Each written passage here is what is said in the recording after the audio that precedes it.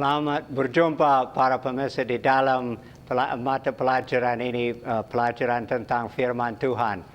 Sekarang kita mempelajari surat Paulus kepada jemaat di Roma, dan kita hari ini masuk session ke-15, khususnya pasal 14 yang kita pelajari di dalam Roma ini.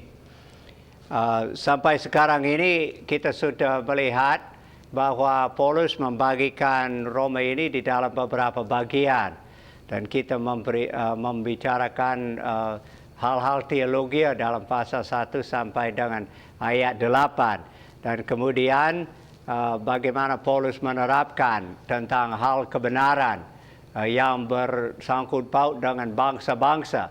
Dan dari pasal 9 sampai pasal 11 Paulus pakai Israel sebagai contoh mengenai cara Tuhan mengabarkan Injil sampai kepada bangsa-bangsa. Nah, kemudian bagian ketiga kita sudah masuki kemarin dalam pasal 13.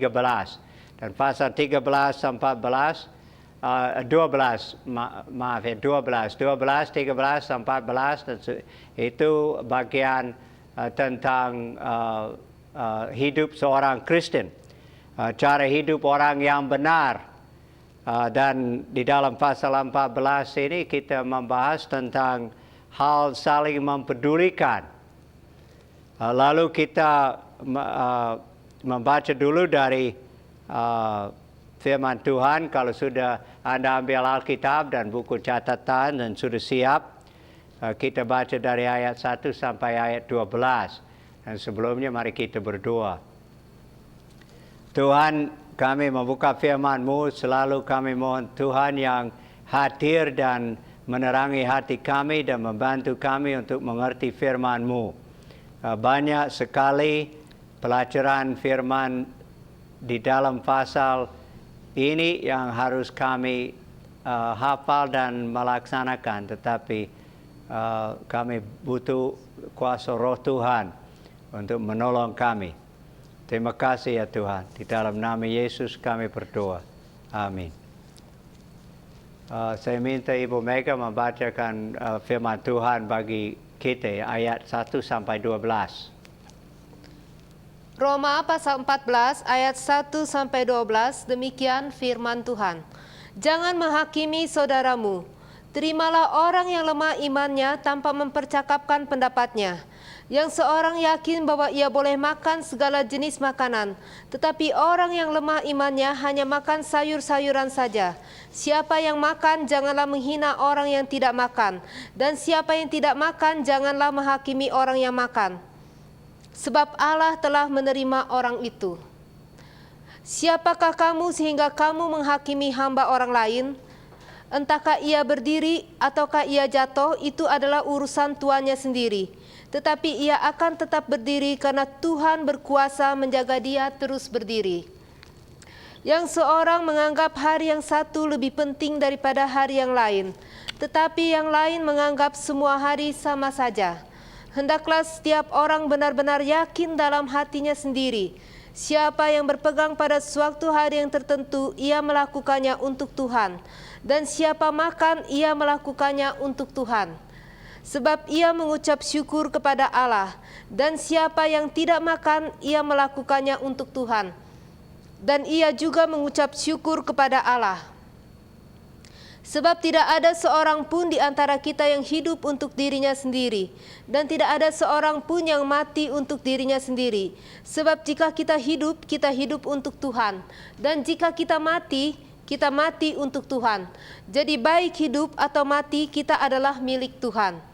Sebab untuk itulah Kristus telah mati dan hidup kembali supaya ia menjadi Tuhan, baik atas orang-orang mati maupun atas orang-orang hidup. Tetapi engkau, mengapakah engkau menghakimi saudaramu? Atau mengapakah engkau menghina saudaramu? Sebab kita semua harus menghadap tahta pengadilan Allah. Karena ada tertulis, demi aku hidup, demikianlah firman Tuhan. Semua orang akan bertekuk lutut di hadapanku, dan semua orang akan memuliakan Allah. Demikianlah setiap orang di antara kita akan memberi pertanggungan jawab untuk dirinya sendiri kepada Allah. Oke, terima kasih atas pembacaan firman itu. Di sini kita lihat prinsip bahwa kita harus saling mempedulikan satu sama yang lain. Dan Paulus mulai menjelaskan dalam ayat pertama, terimalah orang yang lemah imannya tanpa mempercakapkan pendapatnya. Kita masih ingat ya, iman, fungsi iman itu, iman yang percaya kepada Tuhan, iman yang menerima janji daripada Tuhan. Jadi berdasarkan iman, orang dapat membuka hati untuk menerima kebenaran dari Tuhan. Yaitu percaya kepada Tuhan Yesus Kristus sebagai Juru Selamat. Di situ dosa diampuni dan jiwa itu dibangkitkan dari antara orang mati, dari maut itu. Ya, tubuh ini bisa mati, tetapi jiwa kita yang sebenarnya tidak mati, tidak masuk maut karena kita dibangkitkan. Itu pengalaman orang di dalam Yesus Kristus. Jadi ada orang yang lemah iman. Iman tidak sampai begitu kuat. Atau kalau bisa mengerti tetapi mungkin kuat kuasa dari Roh Kudus belum dia terima. Dia melaksanakan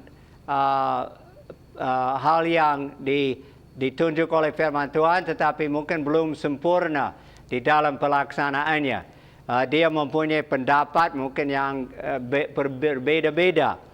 Nah, di sini kita dianjurkan oleh Paulus menerima orang yang lemah iman tanpa mempercakapkan pendapatnya.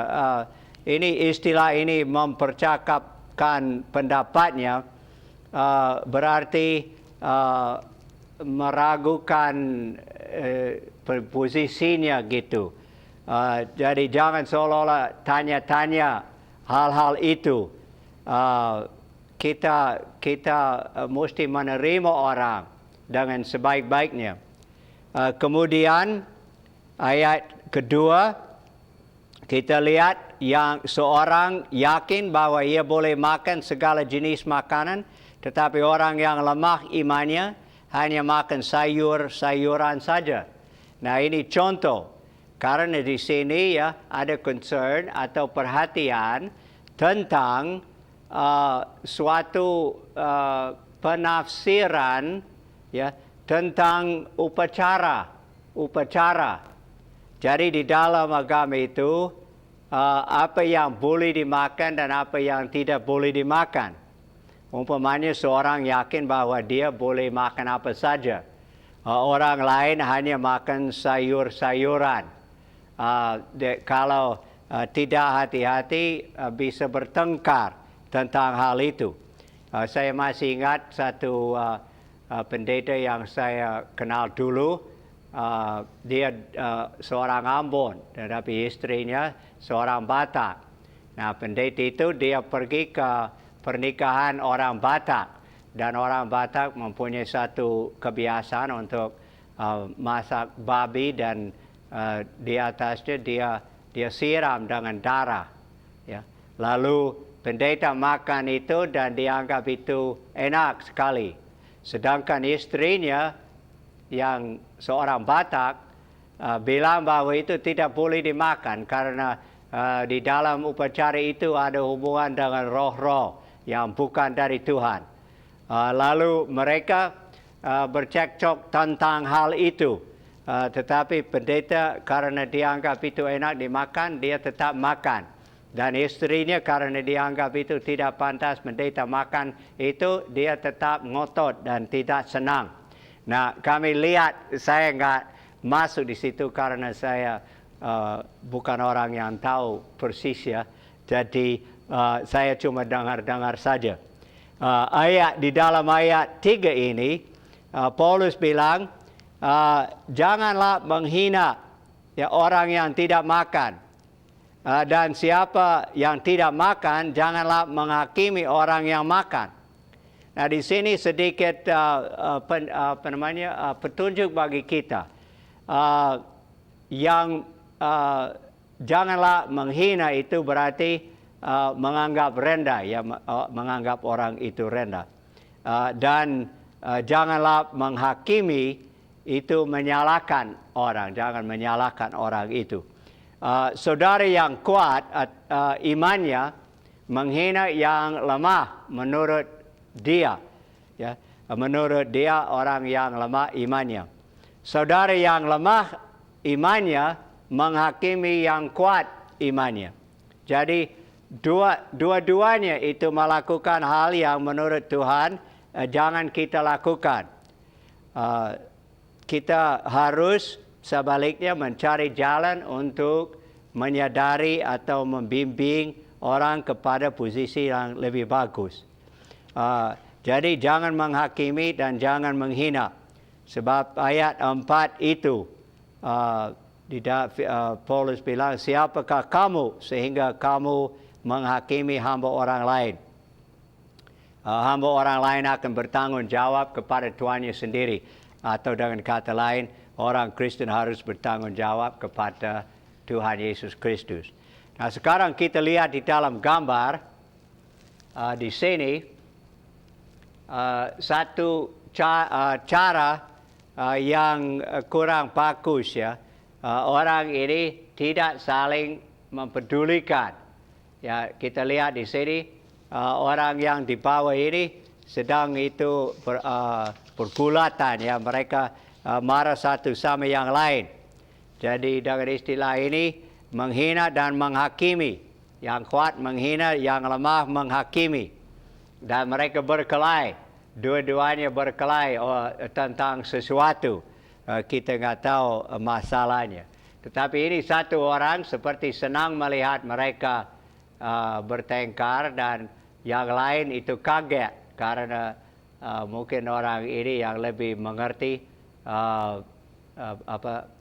perilaku orang Kristen, ya, sehingga mereka kaget. Nah, ini sedikit lucu gambarnya, ya, tetapi dapat membawa pengertian kepada kita karena sebenarnya tidak terlalu aneh bagi kita pertengkaran di dalam gereja tentang orang yang berpihak memihak sehingga mereka saling bertengkar dan kadang-kadang sampai pukul memukul. Jadi itu suatu hal yang bikin malu kita sebagai orang Kristen. Itu bukan saling mempedulikan. Paulus bilang saling mempedulikan ini adalah ibadah kita. You masih ingat dalam ayat pasal 12 ayat 1 dan 2, ibadah yang sejati. Semua yang ada di dalam pasal-pasal ini bersangkut paut dengan ibadah yang sejati. Ya, kalau kita betul-betul turut kepada Tuhan, itulah ibadah yang sejati yang kita beri kepada Tuhan. Coba lihat ayat 7, ya. Dikatakan dalam ayat 7, sebab tidak ada seorang pun di antara kita yang hidup untuk dirinya sendiri. Nah, di antara kita berarti di antara kita yang dibenarkan oleh darah Yesus Kristus, yang percaya kepada Yesus dan sudah menerima Yesus di dalam hati. Harus kita memikirkan orang lain. Paulus bilang kita tidak hidup untuk diri kita sendiri, tetapi kita harus memikirkan orang lain. Dan ayat 8 menjelaskan ayat 7 ini. Sebab jika kita hidup untuk Tuhan. Dan jika kita mati untuk Tuhan. Jadi baik hidup atau mati, kita adalah milik Tuhan. Jadi apa yang dikatakan di sini? Kita harus turut kepada Tuhan kita. Kita tidak boleh melakukan kehendak kita sendiri. Di dalam ayat 9, Paulus pakai lagi bagi kita istilah-istilah ini. Sebab untuk itulah Kristus, yaitu yang diurapi oleh Tuhan menjadi juru selamat, telah mati dan hidup kembali, supaya ia menjadi Tuhan, baik atas orang-orang mati maupun atas orang-orang hidup. Nah, di sini bahasa aslinya sedikit sulit diterjemahkan. dalam bahasa Indonesia. Ya, kadang-kadang bahasa asli Alkitab sulit diterjemahkan dalam bahasa-bahasa lain. Dan dalam hal ini kita lihat bahwa terjemahan ini bisa membawa kesalahpahaman. Bukan Yesus menjadi Tuhan di sini karena dia sudah ada Tuhan sebelum dia mati di kayu salib. Tapi dia dinyatakan sebagai Tuhan di dalam kebangkitannya. Tetapi di sini artinya supaya ia mencapai tujuannya sebagai Tuhan. Dan tujuan itu ialah yang ditekan oleh bahasa aslinya. Tujuan itu. Dia mati dan hidup kembali karena dia ada tujuan mengatur baik atas orang-orang mati maupun atas orang-orang yang hidup. Jadi di sini kita lihat peranan Tuhan Yesus Kristus. Jadi Tuhan ini bukan Tuhan biasa yang mempunyai hamba-hambanya, tetapi Tuhan alam semesta. Jadi Tuhan orang Israel. Dan ini yang kita lihat di dalam ayat-ayat ini. Sekarang kita membaca seterusnya dari ayat 13 sampai ayat 23. Nah, ini bagian sedikit panjang tetapi merupakan kesatuan di dalam ayat-ayat ini. Dan saya minta Ibu Mega lagi untuk membacakan firman untuk kita. Roma pasal 14 ayat 13 sampai 23, demikian firman Tuhan. Jangan memberi batu sandungan. Karena itu janganlah kita saling menghakimi lagi, tetapi lebih baik kamu menganut pandangan ini. Jangan kita membuat saudara kita jatuh atau terserandung. Aku tahu dan yakin di dalam Tuhan Yesus bahwa tidak ada sesuatu yang najis dari dirinya sendiri. Hanya bagi orang yang beranggapan bahwa sesuatu adalah najis, bagi orang itulah sesuatu itu najis. Sebab jika engkau menyakiti hati saudaramu oleh karena sesuatu yang engkau makan, maka engkau tidak hidup lagi menurut tuntunan kasih. Janganlah engkau membinasakan saudaramu oleh karena makananmu, karena Kristus telah mati untuk dia. Apa yang baik yang kamu miliki, janganlah kamu biarkan difitnah.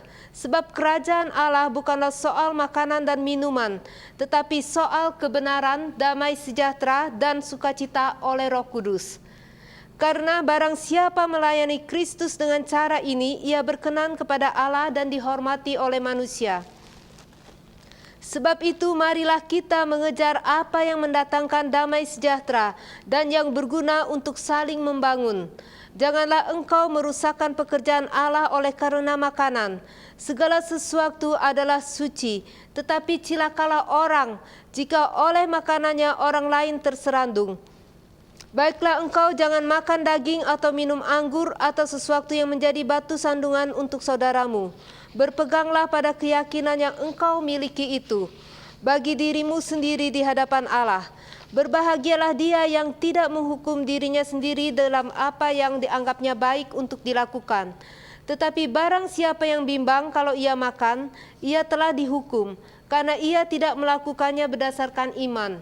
Dan segala sesuatu yang tidak berdasarkan iman adalah dosa. Ya, terima kasih atas pembacaan firman. Kita lihat di dalam ayat 13 kata-kata pertama, karena itu. Ya, mungkin masih ingat pasal 12 mulai dengan kata ini juga, karena itu. Karena itu berarti karena semua yang sebelumnya. Tetapi dalam ayat ini, karena itu cuma menunjuk ayat sebelumnya ya. Karena ayat 12 menjadi kesimpulan. Demikianlah setiap orang di antara kita, yaitu orang yang percaya kepada Tuhan Yesus, akan memberi pertanggungan jawab tentang dirinya sendiri kepada Allah. Nah, ayat 13, karena itu, karena kita harus memberi tanggung jawab kepada Tuhan, janganlah kita saling menghakimi lagi. Tetapi lebih baik kamu menganut pandangan ini. Jangan kita membuat saudara kita jatuh atau tersandung. Nah, ini betul-betul mempedulikan orang lain, bukan? Itu maksud Paulus. Walaupun kita baca di dalam firman Tuhan ini, ya mungkin kita tidak dapat mengerti keseluruhan hidup seorang Kristen. Kita harus membaca dari Injil dan juga dari surat-surat lain di dalam firman Tuhan. Semakin banyak kita membaca dan renungkan, semakin kita mengerti hidup seorang Kristen. Tetapi selalu kita lihat prinsip ini, bahwa kita harus saling mempedulikan orang lain. Jangan menghakimi dan jangan menghukumi orang atau menghina orang lain. Paulus seterusnya beritahu kepada kita bahwa di dalam ayat 14 bahwa dia tahu dan yakin, ya, di dalam Yesus Kristus sesuatu yang tidak ada sesuatu yang najis dari dirinya sendiri. Jadi semua yang diciptakan oleh Tuhan adalah baik. Tetapi oleh karena di dalam agama kita membuat peraturan yang melarang hal satu dan melarang hal lain berdasarkan pengertian kita bahwa ya lebih baik jangan kita makan itu atau lebih baik jangan kita minum itu. Nah, sebentar lagi kita akan melihat prinsip itu. Kita kemudian lihat dalam ayat 15. Sebab jika engkau menyakiti hati saudaramu oleh karena sesuatu yang engkau makan, maka engkau tidak hidup lagi menurut tuntutan kasih. Janganlah engkau membinasakan saudaramu oleh karena makananmu, karena Kristus telah mati untuk dia. Jadi ini bersangkut paut dengan keadaan pada waktu Paulus, karena ada makanan yang disembahkan kepada berhala, dan ada orang yang anggap itu tidak apa-apa karena berhala itu juga sia-sia, dan makanan yang dipersembahkan itu ya masih bisa dimakan oleh orang Kristen. Karena dengan doa, ya Tuhan sucikan semua, karena semua makanan itu adalah sesuatu yang diciptakan oleh Tuhan. Tidak apa-apa kalau makanan itu dipersembahkan kepada berhala, karena berhala juga itu tidak berarti untuk orang Kristen. Tetapi ada yang lain yang lemah imannya, tidak sampai di situ pengertiannya, mereka tersandung dalam hal itu. Nah, coba lihat di dalam gambar satu lagi, di mana dua orang ini adalah rekan kerja, ya. Mereka adalah rekan kerja dan masing-masing mempunyai sesuatu yang perlu untuk yang lain. Seperti guru ini, dia mempunyai lesson plan atau rencana pelajaran. Mungkin saudara tahu setiap guru harus membuat satu rencana untuk kelasnya. Jadi setiap kelas, kalau sekolah biasa atau sekolah minggu, ya harus ada pemikiran lebih dahulu. Sedangkan guru yang lain ini, dia pegang alat. Alat ini memutar slide. Dan dia bisa lihat bagaimana dia membelakangi guru ini, dan guru ini seperti membuang muka daripada guru ini. Berarti dia pegang sebagian yang mereka butuh, dan laki ini memegang sebagian yang mereka berdua membutuh. Tetapi tidak saling berbagi satu sama yang lain. Ini contoh tentang maksud Paulus di sini. Jadi jangan pegang aja apa yang baik untuk Anda, sedangkan tidak membagi-bagi kepada orang lain, tidak saling mempedulikan orang lain. Di sini kita lihat di dalam ayat 17, sebab kerajaan Allah bukanlah soal makanan dan minuman, ya bukan soal seperti dalam gambar tadi, bukan soal alat-alat ya, bukan soal hak Anda dan hak saya, tetapi kerajaan Allah itu kita lihat di sini adalah soal kebenaran. Dan sekali lagi kita kembali kepada soal kebenaran. Itu kebenaran yang kita pelajari di dalam Roma ini. Ini juga soal kebenaran. Kerajaan Allah adalah juga damai sejahtera dan sukacita oleh Roh Kudus. Ini ibadah yang sejati. Kembali lagi kepada Roma pasal 12 ayat 1 dan 2. Ibadah yang sejati itu berfungsi sepanjang hari di dalam hidup kita.